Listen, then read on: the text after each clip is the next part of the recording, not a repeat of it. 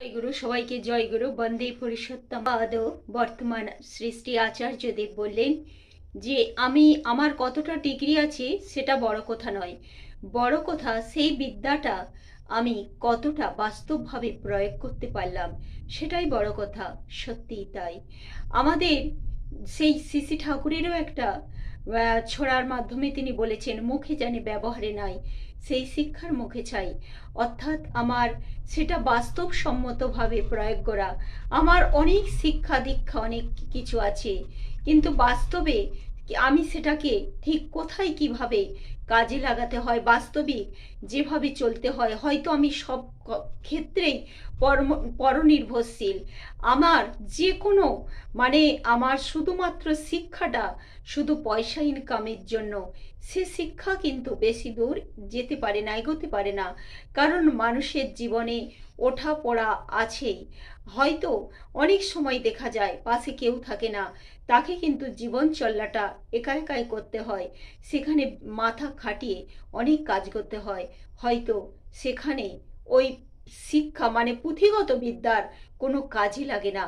তখন কিন্তু অনেক ক্ষেত্রে দেখা যায় ব্যবহারিক জ্ঞান বাস্তবসম্মতভাবে প্রয়োগ করা। সেই জন্যে শ্রী শ্রী ঠাকুর বললেন যে ছোটবেলা থেকে বাচ্চাদের বাবা মার উচিত তাকে হাতে কলমে নিজেদের সঙ্গে, শুধু পুঁথিগত বিদ্যা বিদ্যা নয়, বিদ্যা যখন বাস্তবিকভাবে ব্যবহারিক জীবনে প্রয়োগ করতে পারবে সেটাই কিন্তু তার শিক্ষা।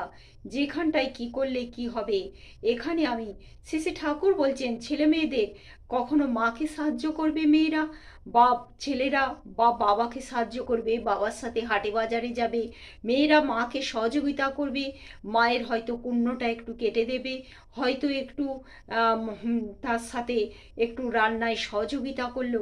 এইভাবে বাস্তবভাবে যদি না করে, আজকের দিনে যেটা দেখা যায় যে আমার মেয়ে আমার ছেলে অনেক বেশি শিক্ষিত, অনেক বড় চাকরি করে, কিন্তু দেখা যায় হয়তো সে একটু সামান্য কোনো কিছু করতেই পারে না, বাবা মার পাশে দাঁড়াতেই পারে না, থাকতেই পারে না। সেটা কিন্তু কোনো কাজের কথা নয়। যত নিজেকে সেই বাস্তবিকভাবে একদম, যে আমি এই এই যে পৃথিবীতে এসেছি, সে আচার্যদেব বলছেন এটা কর্মজগৎ, কর্ম শেষ হলেই সবাইকে চলে যেতে হয়। সেই কর্মজগতে আলস্য কোনো দাম নেই। আর এটাই যেন আমাদের সেই বলে না যে কর্মক্ষেত্র এটা কুরুক্ষেত্র, লড়াই করার জায়গা, নিষ্ঠা সহকারে শুধু লেগে থাকতে হয়। জয় গুরু।